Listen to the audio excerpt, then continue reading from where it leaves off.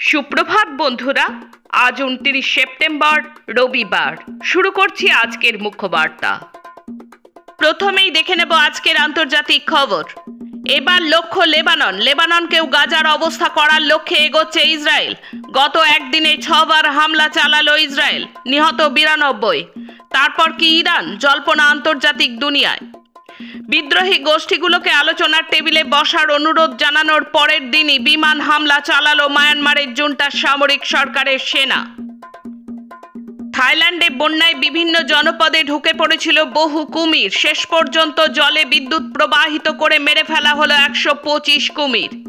ফ্লোরিডায় আসতে চলেছে ভয়ঙ্কর টাইফুন ঝড় হেলেন, ব্যাপক প্রাণহানি ও ক্ষয়ক্ষতির আশঙ্কা। ইন্দোনেশিয়ায় সোনার খনিতে আবার ভূমিধস, মৃত 15 খনি শ্রমিক।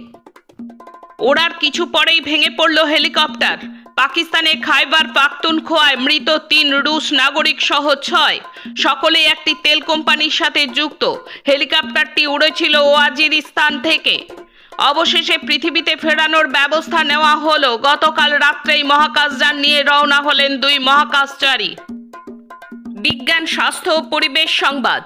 বিশ্বের 1/3 শিশু অর্থাৎ প্রতি 3 জনের 1 জন শিশু মায়োপিয়া নামক দৃষ্টি সমস্যায় ভুগছে, এমন তথ্য উঠে এসেছে আমেরিকার চক্ষু বিশেষজ্ঞদের একটি সমীক্ষায়।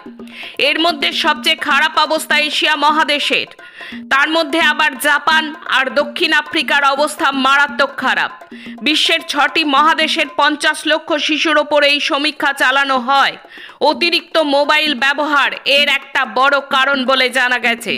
করোনা পরবর্তীতে এই রোগের ব্যাপক বৃদ্ধি পেয়েছে বলেও জানা গেছে। করোনা সময়কালে শিশুদের ঘন্টার পর ঘন্টা বাড়িতে মোবাইল ব্যবহার এর একটা বড় কারণ বলে জানিয়েছে বিশেষজ্ঞরা। দেশ ও রাজ্যের খবর।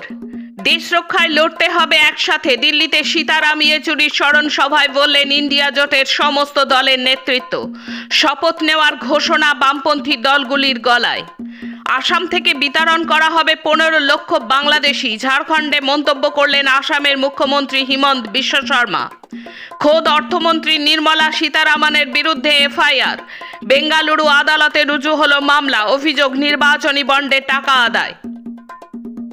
বোনাস নিয়ে ঝামেলা। পুজোর মুখে বন্ধ করে দেওয়া হলো হাওড়ার শতবর্ষ প্রাচীন লাডলো জুট মিল। মাথায় হাত 7,000 শ্রমিকের। সরকার নিষ্ক্রিয়। একযোগে বৃষ্টি, তুষারপাত আর ধস। বিপর্যস্ত সিকিম। জারি হলো চূড়ান্ত সতর্কবার্তা দেওয়া হলো পর্যটকদেরও। ফের উত্তপ্ত মণিপুর। জিরিবামে পাহাড়ের ঘন জঙ্গল পরিবৃত অঞ্চলে কুকি মেইতেই সংঘর্ষ। চলল গুলি। বন্ধের চেহারা চূড়াচাঁদপুর, কংপোকোপিও এলাকাতেও। প্রাক্তন খাদ্যমন্ত্রী জ্যোতিপ্রিয় মল্লিকের 2 মানি মেশিন সহ 4 তৃণমূলী নেতার বিরুদ্ধে রেশন বন্টন দুর্নীতিতে চার্জশিট পেশ করল ইডি। 350টি ব্যাংক অ্যাকাউন্টের মাধ্যমে হাজার কোটির লেনদেন। সোমবার সকালে সুপ্রিম কোর্টে শুনানি। রায় দেখে ফের কর্মবিরতিতে যাওয়ার ঘোষণা রাখলেন জুনিয়র ডাক্তাররা।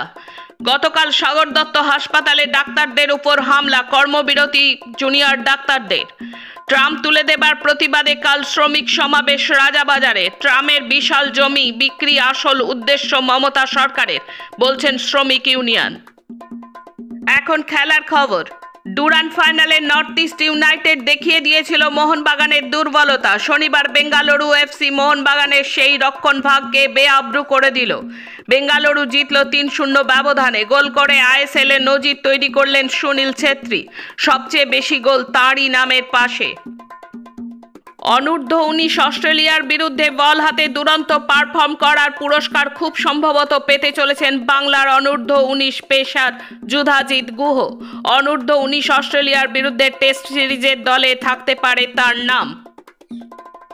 ইংলিশ প্রিমিয়ার লিগে আটকে গেল ম্যানচেস্টার সিটি। নিউক্যাসলের বিরুদ্ধে অ্যাওয়ে ম্যাচে 1-1 ড্র করল তারা। অন্যদিকে লিস্টার সিটিকে 4-2 গোলে হারিয়ে দিল আর্সেনাল। ব্রাইটনের বিরুদ্ধে চেলসির 4-2 জয়ে 4টি গোলই করেছেন কোল পামার। আজকের মুখ্য বার্তা এই পর্যন্ত। নমস্কার।